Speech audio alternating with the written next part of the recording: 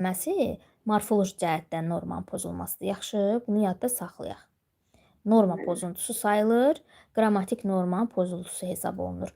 Normaları sən yuxarı sinifdə keçəcəksən. Fonetik norma var, leksik norma var, bir də qrammatik norma var.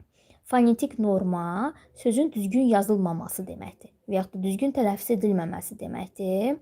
Amma leksik norma sözün düzgün yerində işlədilməməsi. Məsələn, mən deyəcəm ki, Bəxtiyar Vahabzadənin, yəni belə deyək, böyük sənətkar Bəxtiyar Vahabzadənin bu il 100 illik yubileyi münasibətilə tədbir keçirəcək. Böyük sənətkar deyə bildim, amma mən ora yekə sənətkar deyə bilərəm? Xeyr, Deyə mən. bilmərəm. Burada mən leksik normanı pozmuş olacam.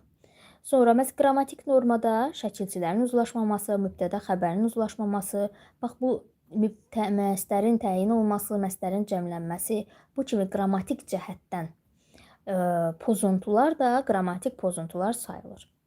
Yaxşı, məsdər